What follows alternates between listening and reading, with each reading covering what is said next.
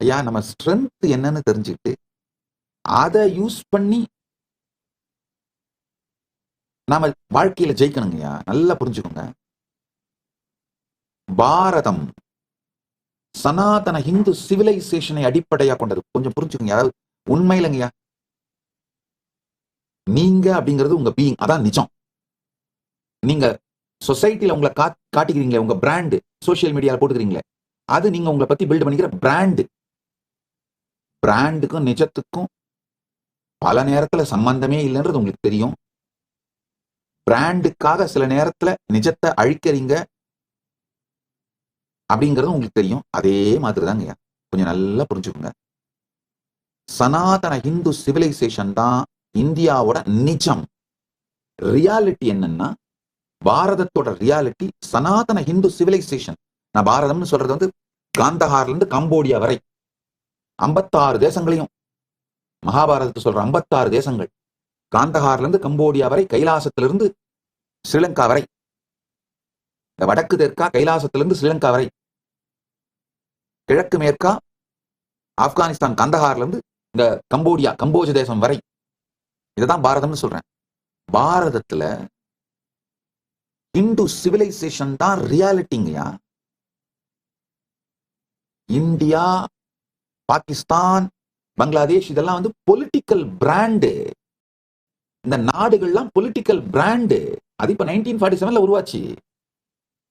பங்களாதேஷ்லாம் அதுக்கும் அப்புறம் லாஸ்ட் ஒரு 75-80 வருஷமா உருவானதான் இந்த நாடுகள்ன்ற பிராண்டுங்கயா. ஆனா ஃபண்டமெண்டலா நம்முடைய அடித்தளம் என்னன்னா ஹிந்து சிவிலைசேஷன், சனாதன ஹிந்து சிவிலைசேஷன் தான் நம்முடைய அடித்தளம். இந்த பொலிட்டிக்கல் பிராண்டு அந்த சிவிலைசேஷனை அழிக்க ஆரம்பிக்கிறது தான் மிகப்பெரிய கொடுமை. நீங்க எதை உங்களுடைய பிராண்டா பில்டு பண்றீங்களோ சொசைட்டில காட்டுறதுக்கு, அந்த பிராண்டு உங்களுடைய ரியல் பர்சனாலிட்டி அழிக்க ஆரம்பிச்சதுன்னா அதான் நரகம். குல தாழ்ச்சி உயர்ச்சி சொல்லல் பாவம், அதை நான் ஒத்துக்கிறேன். நல்லா புரிஞ்சுக்கோங்க. சாதிகள் இல்லைங்கிறது உண்மை கிடையாது. உண்மையில நாம நம்முடைய ஜாதியோட ஸ்ட்ரென்த் என்னன்னு புரிஞ்சு அதை ஸ்ட்ரென்தன் பண்ணி அது மூலமா ஜெயிக்கணுங்க. அப்படி ஜெயிச்சா மட்டும்தான் இந்தியா விஸ்வகுருவா மாற முடியும். பாரதம் தான் விஸ்வகுருவாக மாற முடியும். அதுக்கு ஒரே வழி நம்முடைய ஹிந்து சிவிலைசேஷனை ஸ்ட்ரென்தன் பண்ணணுங்கய்யா.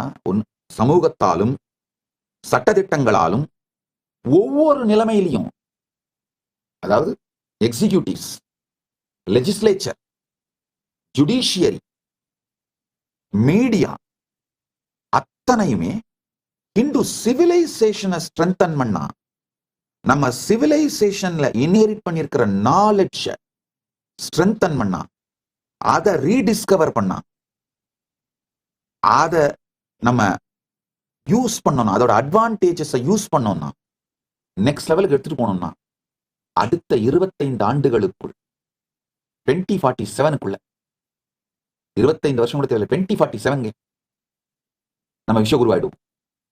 2047க்குள்ள இந்தியா விஸ்வகுரு ஆகணும்னா முதல்ல செய்ய வேண்டியது நம்முடைய சனாதன ஹிந்து சிவிலைசேஷனை ஸ்ட்ரென்தன் பண்ணுங்க.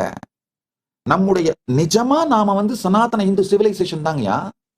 இந்தியாங்கிறது பொலிட்டிக்கல் பிராண்டு. கொடுமை என்னன்னா, இந்த பொலிட்டிக்கல் பிராண்டை ஸ்ட்ரென்தன் பண்றதுக்காக, அதாவது இது வந்து இந்த ஸ்கின்னை பெயிண்ட் அடிச்சு மேக்கப் பண்ணி மாத்துறதுக்காக நம்ம உயிரை அழிக்கிறதுக்கு சமமா நம்ம பண்ணிட்டு இருக்கிறோம்.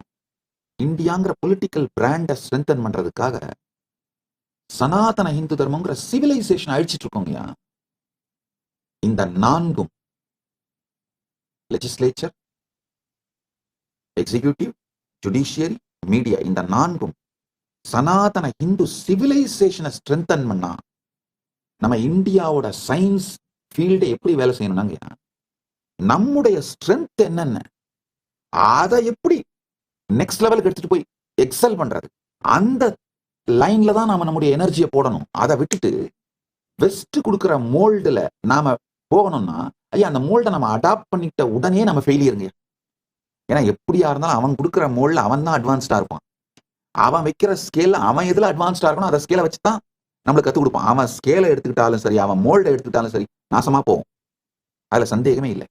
நம்முடைய எக்கானமி, நம்முடைய சொசைட்டி, நம்முடைய சோசியல் சயின்ஸ், நம்முடைய சயின்ஸ் எல்லாமே நம்ம ஸ்ட்ரென்த்தை பார்த்து புரிஞ்சுக்கிட்டு, நம்முடைய இன்டெலிஜென்ஸ் இதை பார்த்து புரிஞ்சுக்கிட்டு, இதை மறுமலர்ச்சி செய் புனரமைத்து நெக்ஸ்ட் லெவலுக்கு எடுத்துட்டு போனோம்னா 2047 நாம தான் விஸ்வகுரு.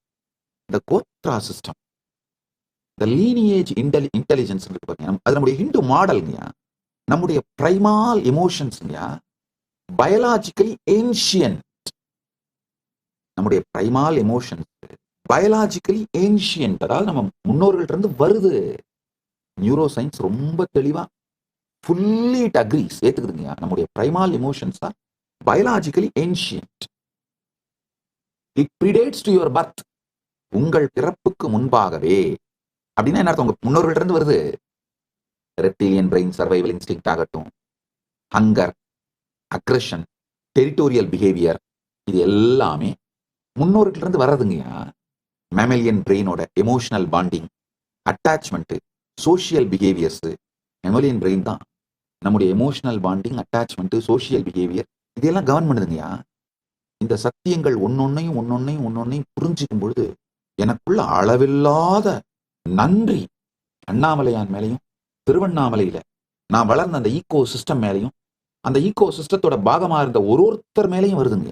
ஏன்னா இந்த மாதிரி சயின்ஸ் ப்ரூஃப் பண்ண பிறகு அதெல்லாம் வாழலான்னு வெயிட் பண்ணிட்டு இல்லாம, நம்முடைய பாரம்பரியமான பல விஷயங்களை, பல உயர்ந்த ஞான அறிவு சத்தியங்களை, அதை சார்ந்த அந்த அறிவிலே ஸ்தாபிக்கப்பட்ட சிறந்த வாழ்க்கையை எனக்கு என்னுடைய முன்னோர்களும் என்னுடைய குருமார்களும் பரமசிவ பரம்பொருளின் பேரருளால், அது அண்ணாமலையான் அருளால். ஏன்னா நம்ம அண்ணாமலையான் அப்படிங்கிற அருள், இந்த கடவுள், அதுதான் நம்முடைய மொத்த சிவிலைசேஷனோட சென்டருங்க. கடவுளும் கோவிலும் தான் நம்ம சிவிலைசேஷனோட சென்டர்.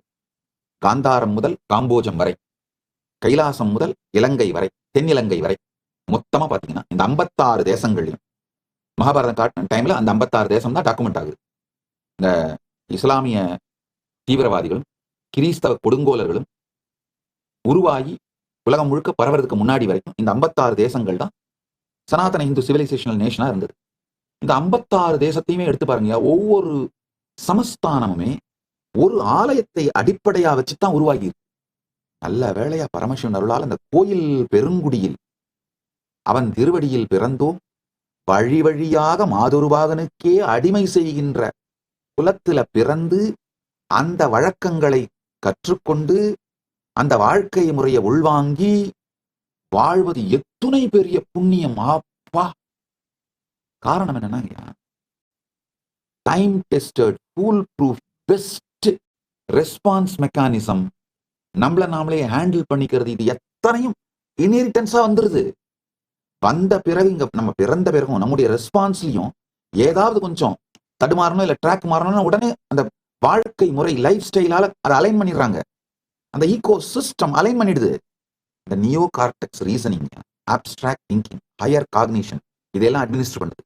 இந்த புராணங்களை படிப்பது, சின்ன வயசுலயே இந்த புராண கதைகளை, பிரபஞ்ச வரலாற்றை கேட்பது, புரிந்து கொள்வது, பவர்ஃபுல்லான ரீசனிங்கையும் இந்த அப்டிராக்ட் திங்கிங்கையும் ஹையர் காக்னிஷனையும் பில்ட் பண்ணிடுதுங்கய்யா. அப்டிராக்ட் திங்கிங்னா மேல் மனம் ஒரு சத்தியத்தை கணக்கு போட்டுட்டு இருக்கும் போதே 100 × 700 எவ்வளோ அப்படின்றதுக்குள்ளேயே கீழே இருந்து நம்ம உள்மனம் ரொம்ப அழகா 100 × 700, 7 பக்கத்துல இந்த 100ஓட 2 0 சேர்த்து எடுத்து போடு, முடிச்சு போச்சு. இது நான் ஒரு சின்ன கணக்கை சொல்றேன். இந்த வாய்ப்பாடு படிச்சவங்க, இந்த மனக்கணக்கு படிச்சவங்க, இதெல்லாம் அவங்களால இதை பண்ண முடியும், அது வேற. இது ஒரு ரொம்ப மேம்போக்கான உதாரணம். இதை விட அப்டிராக்ட் திங்கிங் பல ஆழமான உதாரணங்களை சொல்ல முடியும். ஹையர் காக்னிஷன், இந்த மூன்றாவது கண் விழிப்புணர்வு, அதனால வர சக்திகள், அதெல்லாம் ஒரு பக்கம். ஈவன் சாதாரணமா கூடங்கய்யா, இப்பதான் எனக்கு புரியுது எப்படி மணிக்கணக்கா என்னால உட்கார்ந்து பல புத்தகங்களை படிக்க முடியுது, படித்தாலும் முழுமையாக புரிந்து கொள்ள முடியுது. எல்லாமே இன்ஹெரிட்டடுங்கய்யா, பாரம்பரியமாக நன்கொடையாக அளிக்கப்பட்டது. உயிரியல் நன்கொடை. ட்ரியூன் பிரெயின் மாடல் சிம்பிளிஃபைடா இருந்தாலும் the layered evolution of emotional circuits is well established scientifically. Emotional சர்க்கியூட்ஸோட லேயர்டு எவல்யூஷன் வெல் எஸ்டாப்ளிஷ்டா இருக்கு இந்த ட்ரையூன் பிரெயின் மாடல்ல. அதே மாதிரி அங்கர், ஃபியர், ரேஜ், பசி, பயம், வெடிக்கிறது, இந்த ரேஜ், வெறி கொண்டு வெடிக்கிறது, இந்த மாதிரியான அடிப்படை உணர்ச்சிகள்லாங்கய்யா பாரம்பரியமாக நம்முடைய சிஸ்டத்துல கடத்தப்படுதுங்கய்யா. நாம இத கத்துக்கிறது இல்ல, உயிரியல் வழியா மரபாக பெறுகின்றோம். அக்வாட்டிக் லைஃப் ஃபார்ம்ஸ் எல்லாம் பாத்தீங்கன்னா அதுக்கு அந்த சர்வைவல் மெமரி அப்படியே டைரக்டா வந்துருது. இன்ஸ்டிங்டிவ் ரியாக்ஷன்ஸ் நம்முடைய கான்சியஸ் மைண்டை விட அப்பாற்பட்டு சேகரித்து வைக்கப்படுகிறது. Instinctive reactions are stored beyond the reach of conscious mind. இந்த சத்தியங்களை எல்லாம் கொஞ்சம் புரிஞ்சுக்கோங்க. அதுக்கப்புறம் நான் ஃபைனல் கன்க்ளூஷன் சொல்றேன். ஐயா, உண்மையிலேயே சனாதன இந்து தர்மத்துல ஜாதிகளால தாழ்ச்சி உயர்வு இல்லைங்கய்யா, இருந்ததே கிடையாதுங்க. அதான் உண்மை. நம்ம ஒவ்வொருத்தருக்குமே ஒரு பெரிய ஸ்ட்ரென்த் இருக்கு. அதை ரீடிஸ்கவர் பண்ணி அந்த லைன்ல நாம அட்வான்ஸ் பண்ணோம்னா நாம எல்லாம் ஒன்னா சேர்ந்து பாரதத்தை விஸ்வ குருவாக, இந்தியாவை விஸ்வ குருவாக 2047 பண்ணிடலாம். சனாதன தர்மத்தின் தூதுவர்களை உருவாக்குவதுதான் என்னுடைய நோக்கம். எத்துணை பேரை வேண்டுமானாலும் அனுப்புங்கள். அவர்களுக்கு கைலாசா திருவண்ணாமலையில் 5 லட்சம் ரூபாய் மதிப்புடைய இந்த பயிற்சியை, உணவு, தங்குமிடம், பயிற்சிக்கான பொருட்கள், பூஜை பொருட்கள் மற்றும் புத்தகங்கள் அனைத்தையும் இலவசமாக கொடுத்து, பயிற்சியும் கொடுத்து, 1 ஆண்டு அவர்கள் இந்தியா முழுவதும் யாத்திரை செய்வதற்கு தேவையான சகல உதவிகளையும் வசதிகளையும் செய்து கொடுத்து அவர்களை முழுமையாக தயார்படுத்தி ஒரு முதிர்ச்சி அடைந்த பாரதத்திற்காக, சனாதன இந்து தர்மத்திற்காக தங்கள் வாழ்க்கையை தியாகம் செய்கின்ற முதிர்ச்சியோடு பயிற்சி பெற்ற தலைவர்களாக உங்களுக்கு திருப்பி அளிக்கின்றேன். இது மாதிரியான முதிர்ச்சி அடைந்த தலைவர்களால் மட்டும்தான் எந்த மத மாற்றத்தையும் தடுக்க இயலும். நமக்கு இப்ப தேவைங்கயா பணம் அல்ல, அல்லது வேற சொத்துக்கள் அல்ல.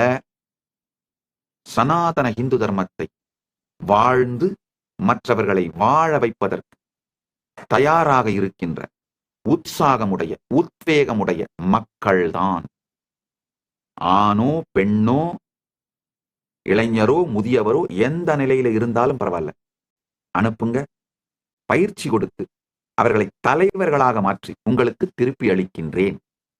கைலாசா திருவண்ணாமலையில் நடைபெறும் பரமசிவசேனா பயிற்சி முகாமில் இணையுங்கள்.